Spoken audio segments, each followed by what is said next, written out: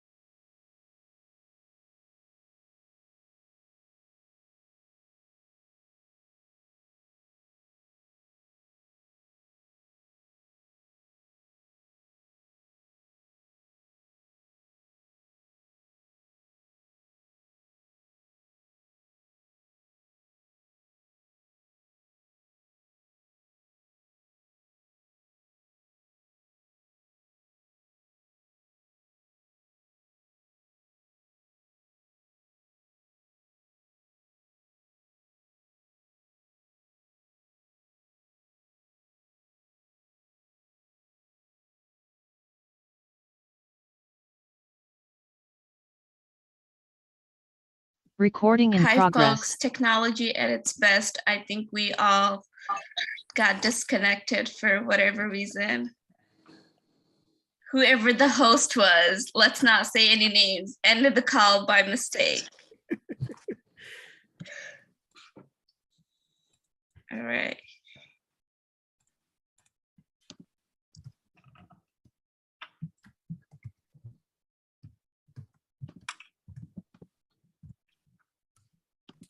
Did we lose a bunch of people?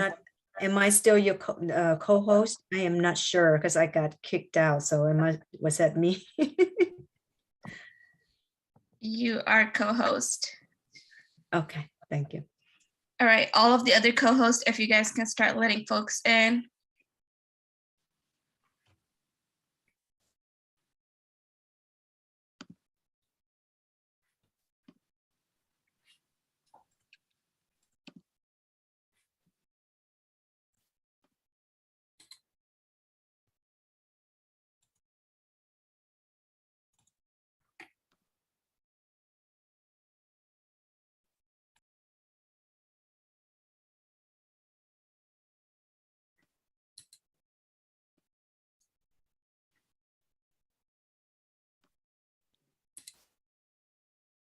Hey, Rebecca, can you make me co-host again? Yep, we can.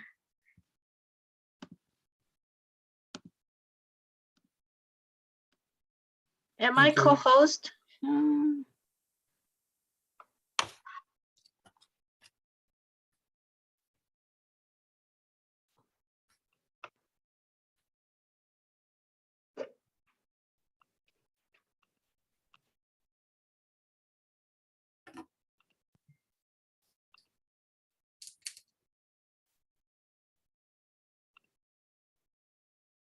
Okay, I think we have all of our co-hosts. I will hand it over to Laura, and we do apologize for the 5-minute technical difficulties that we just had. So thank you everyone for joining again. And I know more folks are joining.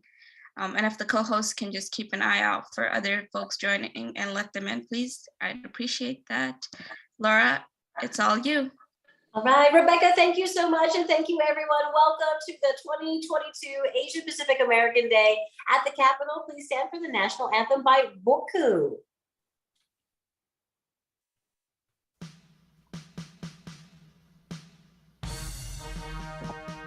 Oh, say, can you see by the dawn's early light what so proudly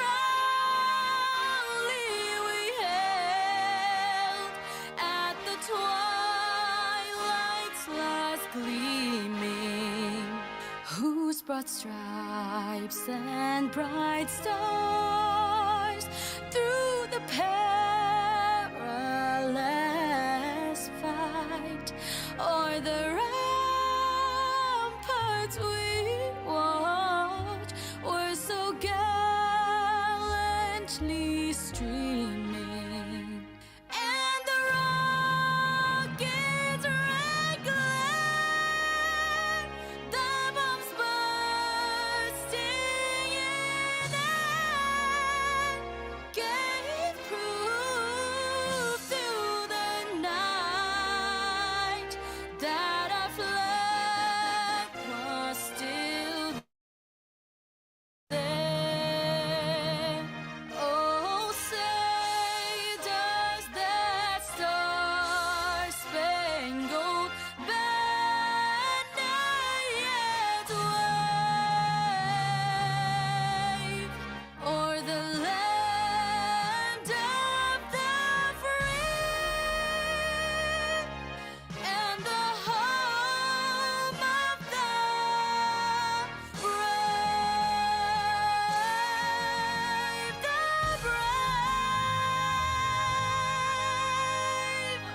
Wow, excellent. Again, that was Borku blessing us with her amazing voice. Hi, everyone. My name is Laura Painter, weekday morning anchor for News Channel 3 in Battle Creek, Kalamazoo, and Grand Rapids, so serving the west side of our state. There's a few housekeeping items to let you all know about before we get started. Please make sure to keep yourself muted at all times. If you have a question or a comment, just simply put it in the chat and one of our admins will get to it. Okay, I am so excited to be your MC this evening. This is my 5th time MCing APA Day at the Michigan Capitol. This is my 2nd time doing it virtually. Y'all know why, but it is an annual event hosted by MAPAAC, the Michigan Asia Pacific American Affairs Commission, and APIA Vote Michigan. You know, it has been 3 years since we've gathered at the state capitol in person to honor Asian Americans and Pacific Islanders, all of our contributions to the great state of Michigan. Of course, the COVID-19 pandemic has touched all of our lives in so many momentous ways, and it continues to do so to this day. So all of us gathering today, be it virtual, is still such a blessing, and it is a hopeful sign that brighter days are to come. And today you will hear from community leaders celebrating our heritage through cultural performances, and you will get an opportunity to speak with your legislators about issues that are important to you. And with that, please join me in listening to welcome remarks by MAPAAC Chairwoman Aisha Ghazi Edwin and APIA Vote Michigan President Aisha Zanib.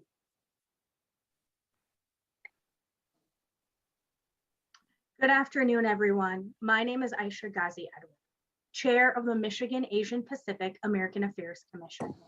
On behalf of MAPAAC, I would like to wish everyone a happy Asian American Heritage Month. I'm very proud and honored to be a member of this diverse, strong APIA community in Michigan that has contributed so much to our great state. I am the daughter of Indian immigrants and the granddaughter of refugees who fled Myanmar and what is today Pakistan. The API community in Michigan gave my family a support system and helped us to use our voice in our community. This MAPAAC event is about encouraging our community to become civically involved and engaged with our elected officials. We have contributed so much to our nation and state. It is imperative that we use our voices to make sure that we are represented in policy decisions that affect our lives. Thank you to the APIA elected officials who help us to advocate in the state legislature. And thank you to all elected officials who are joining us here today, giving us the opportunity to connect with you. To community members, MAPAAC is here as a resource team. Don't hesitate to reach out if you have any questions or would like to learn more about how you can get involved in your community. Thank you again to the legislators, community activists, and MAPAAC commissioners who helped to organize this event. I hope you enjoy our speakers, cultural performances, and connecting with one another this evening. Please enjoy the program. Good afternoon, everyone. My name is Aisha Zanib, and it's my honor to be here today on behalf of API Vote Michigan. I want to wish everyone a very happy Asian American Heritage Month. As we continue to fight for justice and as we continue to stand together, I'm proud of our collective work in the community at an organizational level, but also at the individual level. As a Pakistani American immigrant myself, I have always been ready to listen to our community members' compelling stories and to hear not only about their struggles, but also their feats and achievements. It's what helps us better understand and respect each other. And the shared experience is what I'm grateful for in our community. I appreciate public leaders who have a platform and that use it to bring attention to our community's visions and culture. And I appreciate our legislators that are joining us here today. My takeaway here is that API Vote Michigan is with you, and we are committed to standing together.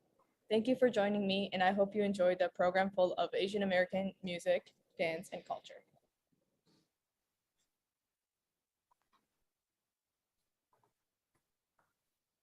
All right, very nice. Thank you. And now we'd like to share a video from our Governor Gretchen Whitmer. Hi everyone, it's Governor Whitmer. In May, we celebrate Asian Pacific American Heritage Month. We honor the rich history and the vibrant culture of our Asian, Native Hawaiian, and Pacific Islander neighbors, family, and friends. I'm so proud that Michigan is home to a vibrant AAPI community.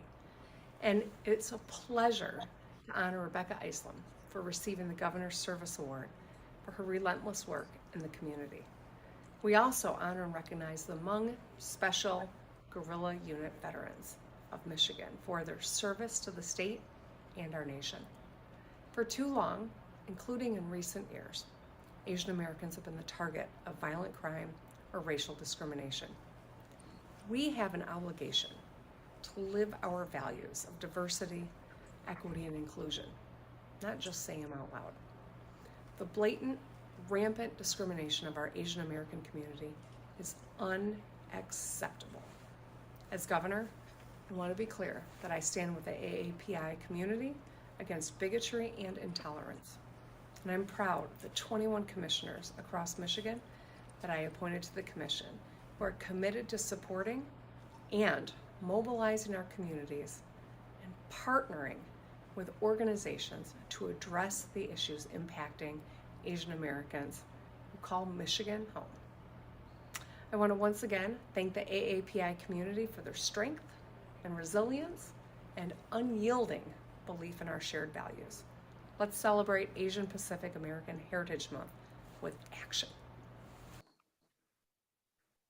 And thank you, Governor Whitmer. Now for some community recognition, we want to congratulate the Hmong Special Guerrilla Unit, as she mentioned, for the special tribute they received from the governor. We are extremely grateful for their hard work and dedication to the community.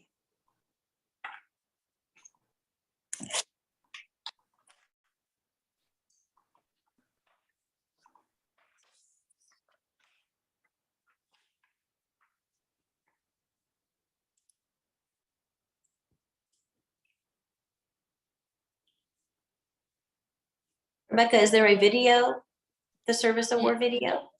There is, and I just don't know where our admin. David, are you still on? Okay, here we go.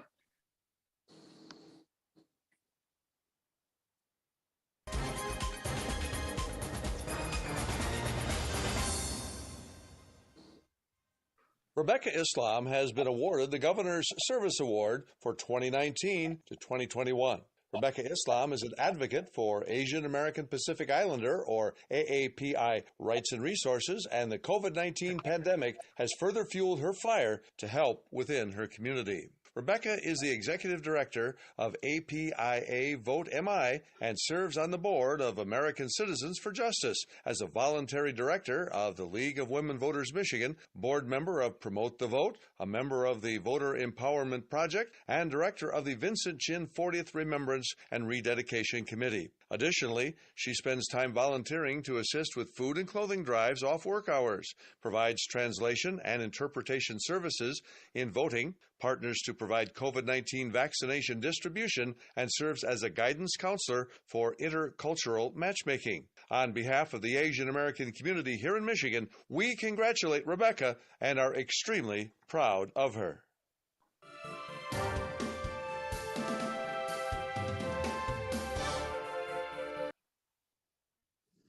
Oh, very, very excellent. Congratulations, Rebecca. We congratulate Rebecca Islam for the Governor Service Award, presented, as you saw, by ITV Bangladesh, reported and translated by Kamruzman Halel, highlighting the work that Rebecca has done for the community. We appreciate you so much. This award is so well deserved.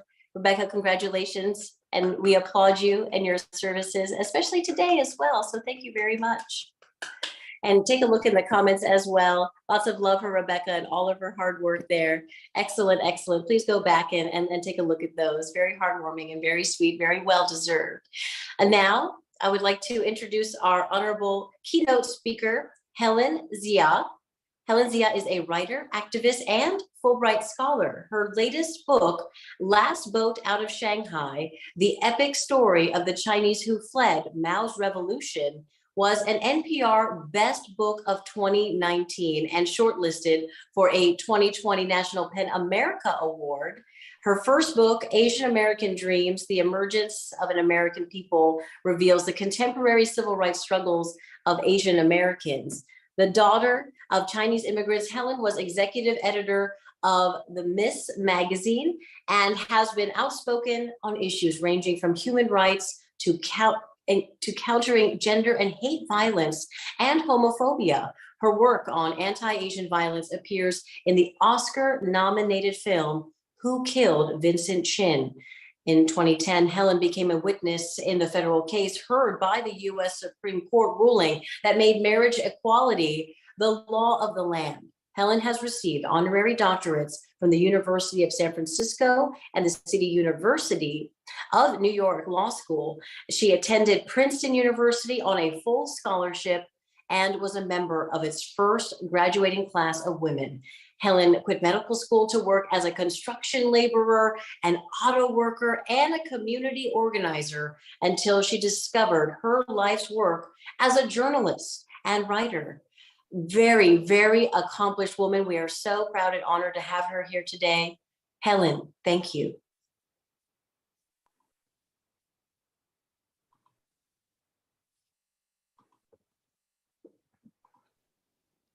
Hello there. Trying to get unmuted by the host. Laura, thank you so much for that very kind introduction. It's great to be with all of you. I think I didn't have enough in that introduction to say that really I got my start in Michigan. I lived in Michigan for more than 10 years, and I was, as you said, got there as an auto worker, working for Chrysler just in time to get laid off, and then to be in Michigan during that terrible prior time of anti-Asian hate when Vincent Chin was killed. I was just in Detroit again, what was it, a week or two ago, and had the honor of seeing Rebecca Islam at work. Congratulations, Rebecca. And I know how hard she is working for all of you and the whole community. I also met a number of you commissioners. It's great to see you on the screen again, as well as the Hmong Guerrilla Unit, and congratulations to them as well. And I met and listened to your state senator, Stephanie Chang, which was just so moving for me. So I'm honored that you would have me to speak with you for a few moments as you have your Asian Pacific American Heritage Day and your legislative day.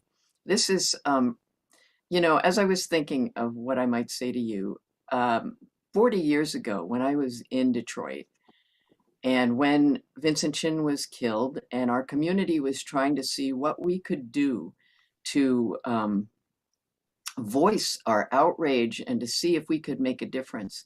One of our first meetings, we had almost all of the lawyers who were Asian Pacific American in the state of Michigan at a meeting. There were less than 10 of them. And, you know, we sat in the room trying to think, what could we do? There were no state legislators. There were very few electeds, if any, who were AAPI. There were very few that even knew that our communities existed. We were so invisible then. And so part of our effort, you know, 40 years ago isn't all that long, but look where you are today. And I have to say, I am so proud to see all of you, the 21 commissioners, all of you legislators and electeds who really, we did not have even a dream back then that we would be able to see all of you doing the incredible work you're doing in our communities today. So it makes me so proud to be before you, and maybe to share a little bit about what it meant trying to organize at a time when our communities were so invisible that we had our first press conference and reporters would come and, more out of curiosity than anything else. And they would ask things like, well, do you folks speak English? Do the people in our Asian American communities who are here, speak English? Could they even talk to us? Could they come to our meetings? Did we have any idea? Where did we come from? As though we were aliens from Mars. And so where you are today is so different. Back then, we had to argue that Vincent Chin and other Asian Americans are protected by federal civil rights law.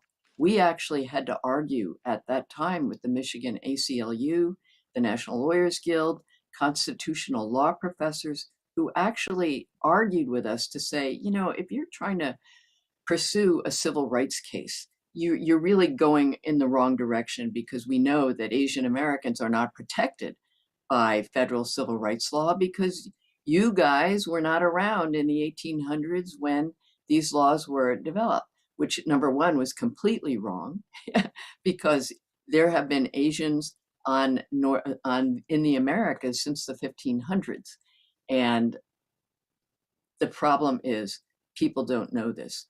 They didn't see us then. And here we are today in another time of intense anti-Asian hate. When people are saying, wow, I didn't know Asian Americans even experience discrimination or racism. Who's Vincent Chin 40 years later? The movement that all of you are part of that heritage in Michigan and can be so proud that a national civil rights movement came out of Michigan with Detroit as its epicenter of a new civil rights movement. This is part of American history. Yet so many people, even in Michigan, will say, gee, I never heard of Vincent Chin. What was that about? Well, that's why some of your initiatives right now, like trying to, follow Illinois and New Jersey and California in having K through 12 education to teach students, but also we have to teach teachers. And I know that's another one of your initiatives too, to give teachers the resources they need to do this. And these are some of the things I know you're going to be talking about with your legislators. We need this. We look at what's going on around the country today and thinking back 40 years ago, we know our communities have come a long way. Look at all of you. Look at what you've accomplished. Look at all the things you're doing in this state and in the country. Yet how many people know about this? How many people know about our history? And that's what is so important today. I'm working from where I live right now in California, but working very closely with so many of your colleagues in Michigan, including Rebecca and several of you who are on this Zoom, to remember, the remembrance and the rededication of 40 years ago of what was accomplished by a relatively much smaller Asian American population back then. And to take the lessons, not only to say, we remember this tragedy and we remember what happened to Vincent Chin, but also to say, we remember how the community responded. That is the big lesson. The getting together, the uniting, the reaching out to other communities, the incredible support we got from the Black community, Arab American communities, Brown communities, the entire interfaith communities and just from every walk of life. And that's what we tried to do in our baby steps back then, 40 years ago. And so I guess that's what I wanted to share with you. I hope I'm going to see all of you in June 16th through the 19th. We're really planning, to make a very large show of force of our communities to talk about, what did we learn from them from that time, and what about that time is relevant today. Because today, we just look at the newspapers. Somebody sent me news about yet another shooting, of Asian women in Dallas today. And it just breaks my heart that this is continuing.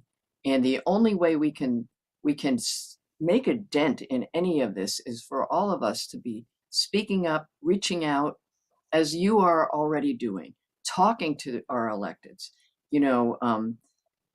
letting the people who will listen to our communities and learn about our communities know that we will support them, that we make a difference, that we contribute to our communities, and that we are not this foreign enemy that just suddenly landed in America to be shot at, to be treated as though we are, not only as though we are second-class citizens, but as though we are not even human. And that's what we have to do today. That's why this APA Day that you have today is so important. That's why Asian Pacific American Heritage Month and all the work that you are doing is so important. Because when we are invisible and when people can just not even think of us as human beings, that's what allows these kind of things to happen. That education push that you're doing, the remembering all of the important events of our communities, the sharing of our culture, our joy, the things that make us human too, all of these things are just so critical.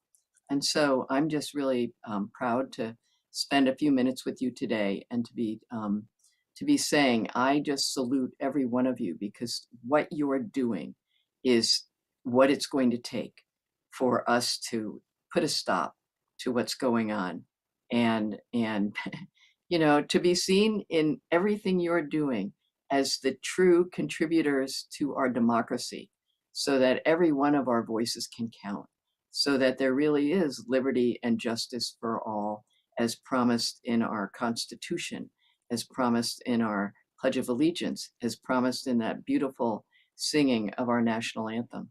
So thank you for having me with you today. I wish I could stay for your entire program, but unfortunately I have to go back to work on the legacy guide of Vincent Chin and the lessons from that we're going to be unveiling in a few weeks. So thank you again for having me with you today. I really look forward to meeting every one of you in June as well, because I'll be there too.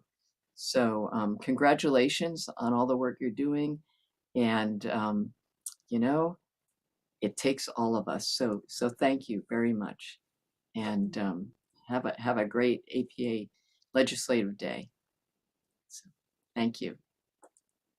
Thank you. Helen Zia, everyone, thank you so much for your amazing work and your powerful words. We are so grateful for you sparing some of your time for us today and to continue your hard work for the APA community. We appreciate you. Helen Zia, again, thank you. Now I would like to introduce the Office of Global Michigan's Executive Director, Poppy Hernandez, was appointed by Governor Gretchen Whitmer as the Regional Director of Community Affairs. In 2020, Governor Whitmer appointed Hernandez as the first ever Chief Equity and Inclusion Officer in the Executive Office of the Governor. In addition to her role as the Chief EIO, she also serves as the Executive Director of the Office of Global Michigan. At the federal level, Hernandez is a commissioner on the USDA Equity Commission. We are so happy to have Poppy join us today with her remarks. Welcome. Good evening, everyone. My name is Poppy C.S. Hernandez, and I'm the Executive Director at the Office of Global Michigan. And I am just so happy to be here joining you in this celebration. And I want to wish you all a happy Asian American Heritage Month. Asian Americans have been a vital part of our success in the state of Michigan, and I'm proud of the work that the APA community has been doing, and I can't wait to see more in the future. It's crucial to ensure the participation and hear the voices of all of our APA communities across the state to advance the work that we have to do here of becoming the even greater state of Michigan. The Office of Global Michigan will continue to work with MAPAAC and the other organizations that partner with us in making sure we're hearing all of the voices of the APA communities. We will continue to support APA communities in every way we can, as we just can't express our gratitude greatly enough to the APA community for their tremendous contributions. Thank you to MAPAAC. We are so lucky to have member Aisha, Administrator Eamon, and Rebecca that have worked so hard alongside the other commissioners to make this event a success. I also just want to say, I can't wait to see the rest of the program, but even more so, I can't wait to see what the state, what comes next for our state because of the contributions of our APA communities. Thank you so much for including me tonight.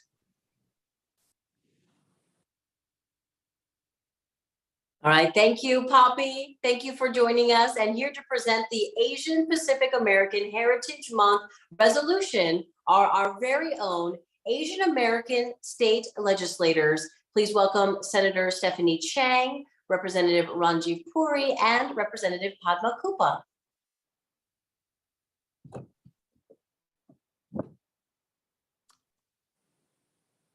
Hi, everyone. Not sure who's starting, but I will just jump in.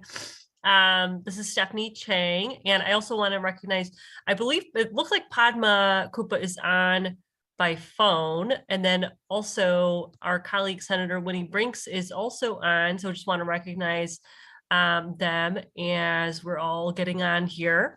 And hi, Representative Puri. So I'm Stephanie Chang. I'm the state senator for District 1. I am in COVID recovery.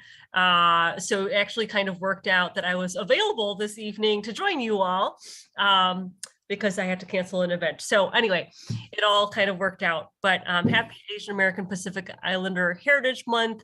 I think it's a really important time for all of us to just really come together and continue to recognize the contributions of Asian Americans to the state of Michigan, to our country, and also to recognize all the work that we have yet to do that lies ahead. I do believe that this is a really important year for us, as we're still navigating through this pandemic, still to this day navigating the hate that many of our community members are facing. And also as we continue to talk about the need to make sure that every single one of our students in schools is learning about Asian American history. And so I'm just happy to be here. Thank you to MAPAAC and API Vote Michigan for all of the great work that you do. I'm really proud to continue to be a partner in the legislature alongside many of my wonderful colleagues who are on. And earlier in the month, we did deliver a proclamation from the governor proclaiming May as Asian American Pacific Islander Heritage Month. And I know that Representative Puri also has a resolution that he would like to talk about. So we are all just really happy to be here. Awesome. Thank you so much, Senator Chang. And just thank you again to our hosts and API Vote and the commission here for organizing today's activities. I want to just wish everyone a wonderful AAPI Heritage Month. As the senator mentioned, I had the good fortune of introducing the resolution in the State House. And I'm extremely proud to be representing our community in the State House here alongside our colleagues. Michigan is in fact very lucky to have a number of legislators of AAPI descent, more than most states around the country. And when we think of the plurality of America and just kind of how the AAPI community story is woven into that, obviously it dates back hundreds of years. And the history is obviously not all great, but it is a long-standing history. And our community's contributions to this country are long-standing, and very impactful. And so, our community's needs are no different really than those of other communities. When I look at our community, I see nothing but hope and excitement as these events kind of continue to transpire year after year. There's more and more excitement every year. And so, I know it was mentioned early on that we haven't been able to do this in person for a number of years. And I'm, and as a legislator, I've actually never had the good fortune of having this day in person. So I look forward to hopefully next year to doing this in person. But until then, just the tremendous diversity within the AAPI community and all the unique cultures that make up this community I think is what makes it so special. I am very proud to go to Lansing every day and work alongside my colleagues here and fight for those things. And so again, just wishing everyone just a wonderful AAPI month. It's a dire time in terms of just so many things that are transpiring. And so, standing up for community has been more important than ever right now. And I'm honored to do that. And so thank you for having me.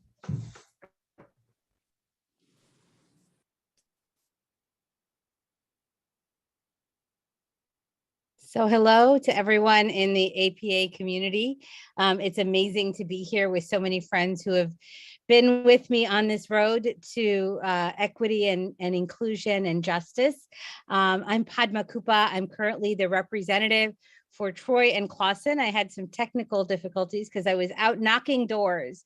This is campaign season, and I have the district that has, I believe, the most Asian Pacific Islander American community members in the state Senate district. But that's for later. But I will say one important thing is that we become informed about what has happened with the redistricting commission. In 2018, the districts were the redistricting commission was created in 2019 based on the vote that we all took to have independent redistricting commission draw the districts.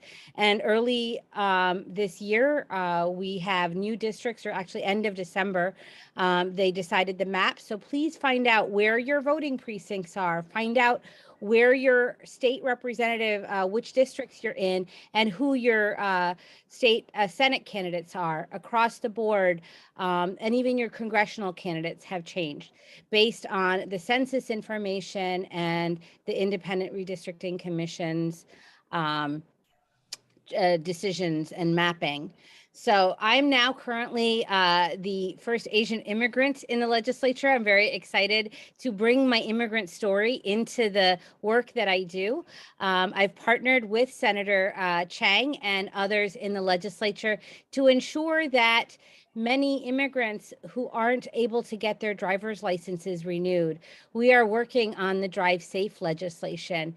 Another big issue for certain countries, India, China, Mexico, Guatemala, Honduras, Vietnam, and there's a few others in there that have country backlogs that affect their ability to get green cards. And so we have a bipartisan resolution that urges Congress, House Resolution 248, urges Congress to pass the EAGLE Act and end many of the problems that legal immigrants who are waiting from these countries face. If you have not seen it, there is a young woman that testified about how backlog affects children who are aging out from these countries. They come with their parents. They know nothing about their parents' home country, and they are Americans, much as I was when my parents lived here when I was a young child going to American public schools. So many of these children are looking, as they age out of the immigration system, for the reform of legal immigration, especially to address the country cap limits, so that they are not waiting. But there are many other issues that my colleagues have already outlined. It is exciting to be here with you as we grow our voice for advocacy.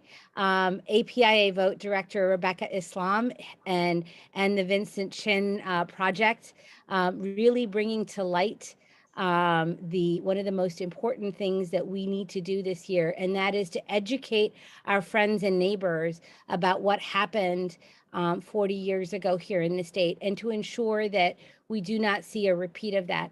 Please take your friends and neighbors to see and participate in one of these Vincent Chin events that are happening throughout this month and into June. I look forward to working with you in person. Hopefully, as Representative Puri said, we will finally have a in-person event. But until then, it's great to be here with you on Zoom. Thank you so much.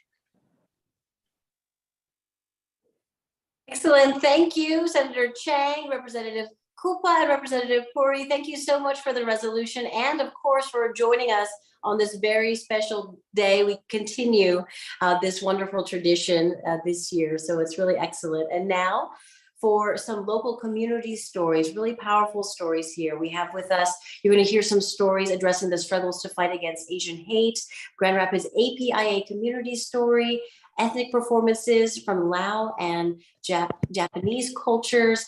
And we're going to take a look at those videos right now. Thank you.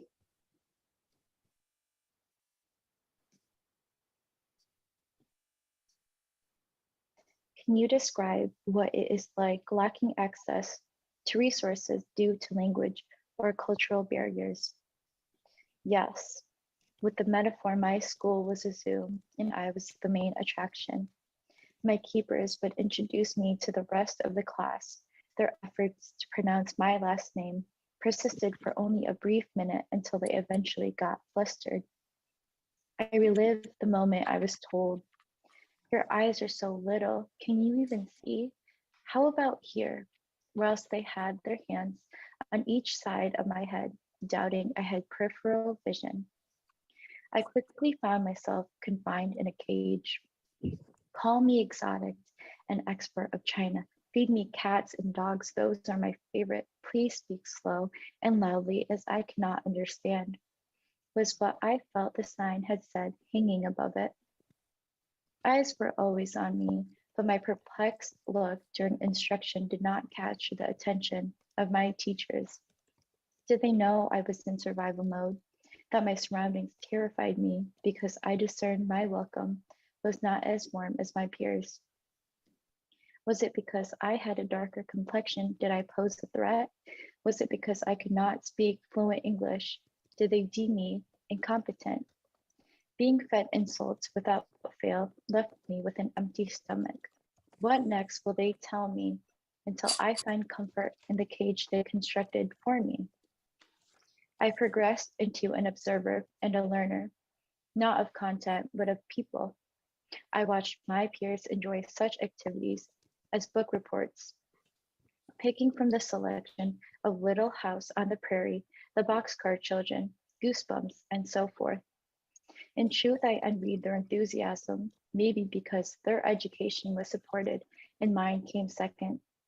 I did not grow fond of reading. I preferred art more as I could create characters that had similar features to mine, characters that were not represented in the books that occupied my school's library. Being almost 2 decades young, I've realized I was honored as an exception in my predominantly white area. You're not like the rest of your people, they say, and they're right. I'm not, because I lost pieces of myself, like much of my native language, in an attempt to understand theirs. My identity was fractured, and I remain picking up the fragments just to feel whole again.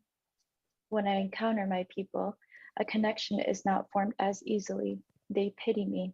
I'm too Americanized now. Imagine no longer having a cage to seek shelter in from those that mocked you, or even a seat at the table with those who embody your culture. I quit asking what I did to deserve the experience I endured. Now I seek answers to why are people of color expected to walk around or even on the grass for real Americans to pass comfortably? Why am I exhausting myself in teaching adamant people that China is not the only Asian country?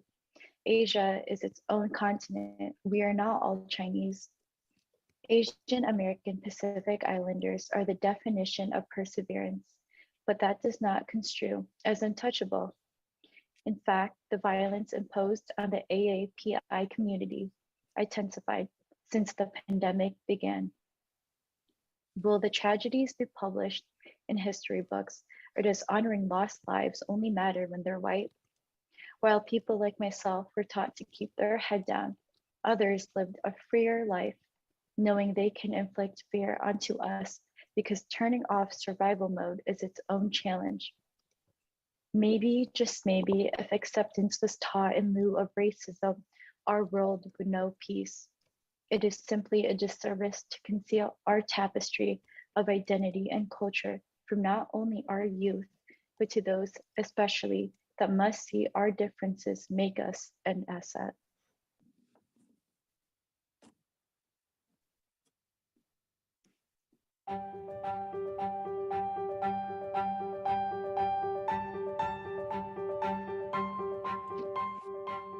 We are a welcoming community. I think the city of Grand Rapids has been making great strides to include all different cultural groups. Grand Rapids has the Asian Festival, has the gala, has the Lunar New Year celebrations.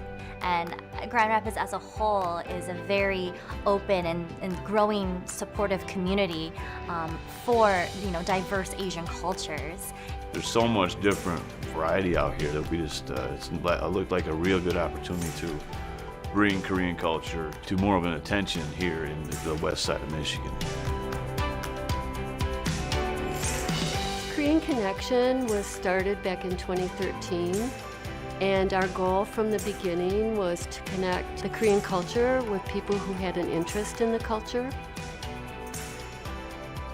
The West Michigan Asian American Association serves as a connection to all the diverse Asian groups in West Michigan, basically in access to healthcare, education, and civic engagement.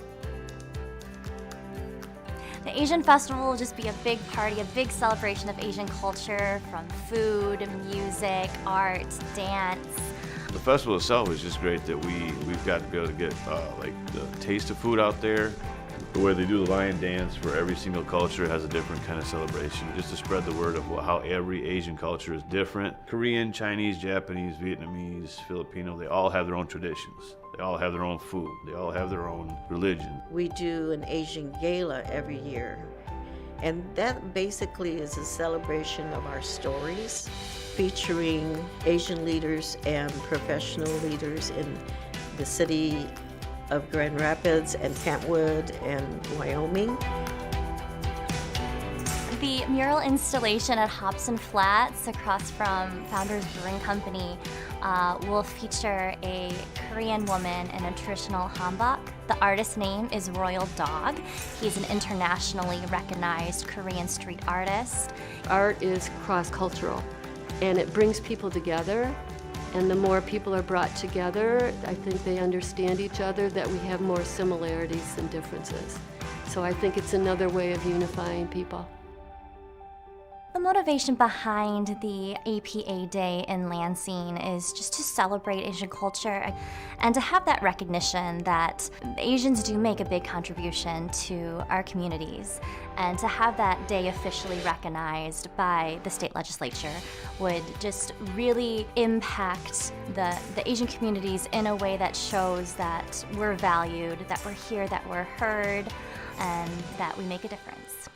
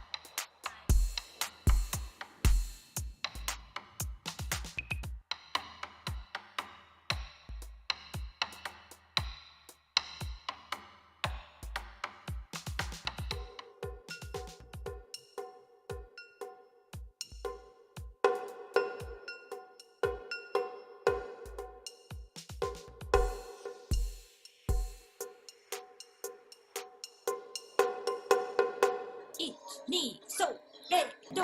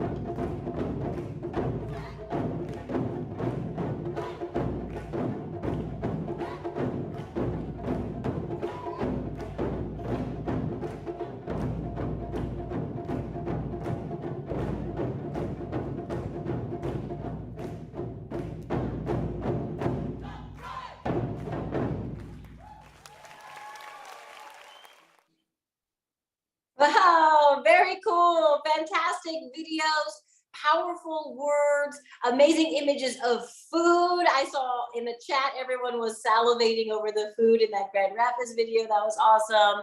And the musical performances, great singing, dancing, drumming. Thank you to our community partners for sharing their stories with us.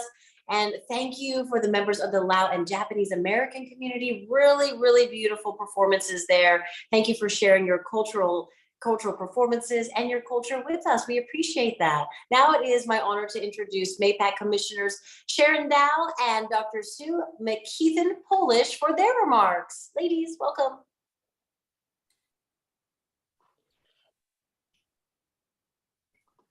Thank you.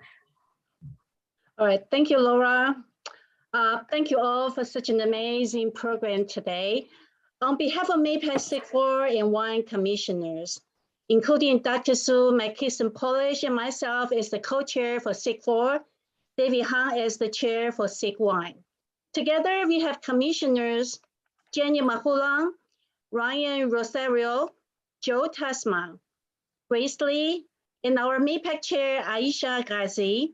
We would like to thank everyone for celebrating the APA Day with us. And our special thanks go to Honorable Governor Gretchen Whitmer, our guest speakers, and our keynote speaker, Helen Jia, for all the timing and inspiring message to us. And we also want to thank our MAPAAC coordinator, Ayman Islam, and our event helper, David Liu, for their tireless work on the late nights, the late mornings, and all the hours in between. All this together make our program very special. And we have even more. Thank you, Sharon. We definitely want to extend our special appreciation to the APIA Vote team, spearheaded by Rebecca Islam and all of her team members. for making this event very successful. Special recognitions, of course, to all of our community stories and our performers of a Lao song by Miss Annie Viengru Tasan and the Japanese drum team. Amazing, amazing. And of course, we would like to also sincere thanks to our MC, Laura Painter, for a job well done always, Laura. Thank you. Thank you. Thank you very much, Sharon Sue. Very kind words. I appreciate it. Always an honor and a blessing to be involved with all of you. Thank you so much, everyone. We are at the very end of our first portion of this evening. It has really been an honor to be a part of this program with you all. I hope that we can all be together again soon at the Capitol next year. Here's hoping, fingers crossed, say a prayer. Thank you again to APIA Vote Michigan and MAPAAC for this amazing event. Every year it gets better and stronger, don't you think? I will hand it over to Rebecca Islam, Executive Director of APIA Vote Michigan, for closing remarks and to get us started on our second portion of the program, the meetings with the legislators. Thank you and welcome, Rebecca. Thank you, Laura. And I want to echo Laura by just saying thank you to all our speakers, our performers, and to you all for joining us here today. And once again, thank you, Laura, for our phenomenal MC. APA Day just feels empty virtually or in person without Laura. Like, how can we even have an APA Day without Laura? So thank you, Laura. And thank you to MAPAAC, for your continued partnership in making today possible. I think API Vote Michigan and MAPAAC, we have been doing this over over a decade now? I've lost count, so thank you all. And my entire team at API Vote Michigan, thank you guys. Thank you for everything that you guys do day in and day out. And one of the things that API Vote Michigan we do is that ensure that Asian Americans and Pacific Islanders can participate in our country's political processes. And that means that we help APIs register to vote. We ensure that they have the information and materials they need to make informed decisions, informed choices. And we make sure that on election day, they can cast their ballots and be free from hurdles that are put in place by external forces that are looking to suppress their votes. And I know I am impressed by and inspired by everything that Helen Zia and had said today, and proud of the leaders we have representing us today, Senator Chang, Representative Puri, Representative Kupa, really just everyone that's here, all of our legislators, and I apologize. I know a few of them are still joining, so thank you. I just saw, I think Senator Irwin just joined, so really thank you all. It is because of their leadership and their efforts and their constant fight for the greater equality for the API communities and just community at large and communities of color, not just here in Michigan, but across the country, that we have witnessed progress of any kind, and I'm sure they would agree that we still have a very long way to go, when it comes to getting equity for our communities. And I am encouraged knowing that leaders such as those we've heard from this evening are working diligently to make sure that our issues are raised and addressed and that our voices are heard. And now I'm excited to lead us into the most critical part of, I would say, APA Day 2022, and that is our breakout sessions with our legislators. This is an event, again, that we've hosted in person for over a decade now, and we're still fortunate that we can still hold this space virtually and have our legislators dedicate time today to meet with us and hear about our concerns. So before we get started into our breakout sessions, I would just like to explain some logistics, how this will all work out. We will be moving into small breakout sessions where you will have, I believe right now, we have about 5 legislators who have already joined and more are joining. So just bear with us as we let our legislators in. And over the next 30 minutes, you'll have the opportunity to introduce yourselves and speak on issues that we've identified for our community to talk to with the legislators and respond to. The 3 topics that we are focusing on this year are addressing anti-Asian hate crimes, language access issues, and implementing API curriculum in K-12 education. As you've heard, this has been a common theme throughout our session today. And once we launch the breakout rooms, you will click on a prompt will come up on your screen that says join breakout room. You'll click that, and you may you'll click that and it'll take you to the breakout session that you are in. And each breakout session will have a facilitator who will kind of introduce themselves, who will introduce the legislator that's in your room, and kind of get you guys started. And as we get closer to the 30 minutes mark, you'll receive a broadcast message warning that the breakout session is about to close very soon. At that point, just wrap up your conversation. And the goal of these conversations are just to get us started, to just hear from our legislators the type of work that they're doing to address some of our concerns. The work that they're doing in Lansing, and to address some of our concerns here in our own home cities and hometowns. And if anyone has any technical difficulties, you may ask to rejoin the main session.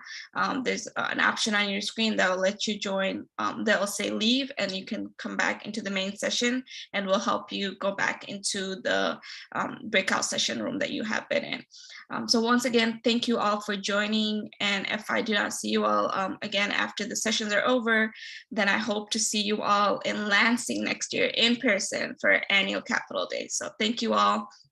And just bear with us as we identify all of our legislators and put them in breakout sessions. And the facilitators will go in first, and then followed by the participants. So you'll be seeing Zoom rooms opening up very soon. Thank you.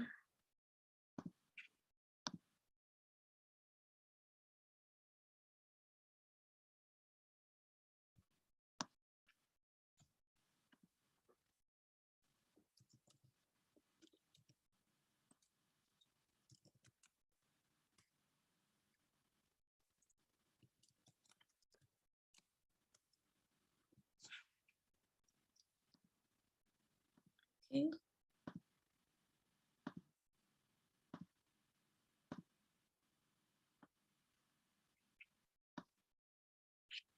Okay, I'm starting to see folks jumping into Zoom rooms. Okay, good. So if you see something come up on your screen that says join a Zoom room, please do so. And if you're choosing not to join a Zoom room, you can sit here and hang out with me or enjoy the rest of your evening. Now, Rebecca, for facilitators, are we invited to go into our rooms? Because at this point, I don't see anything. Okay, Tamiko.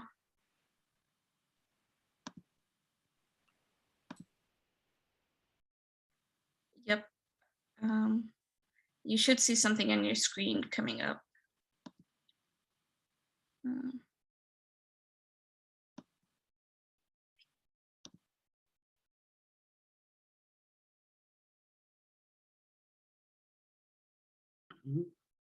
Hello, hi. Hello, hi everyone. I am Nadia, and I'll be your facilitator today. How are we doing? How are we feeling? Good, good. Yeah, inspired by the session. It's nice. Completely, totally, same. I'm really happy to be here with you today, and thank you for being here today.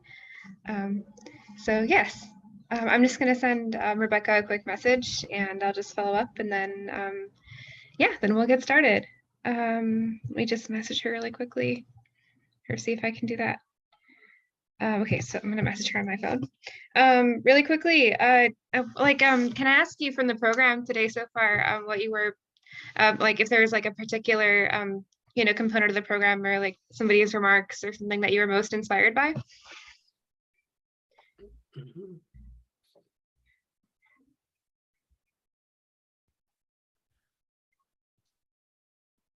I think the singing and the cultural dance. This is Kin Ma. I'm a professor at Grand Valley State University. And Nice to meet you. I think the hearing other Asian languages, I mean, I think that was parts of Vietnamese. It just gives you a little bit of thinking back of Asian culture and just the interconnectedness of song and dance and music. Thank you. Nice to meet you. Thank you very much. Would anybody else like to share? Oh, okay. So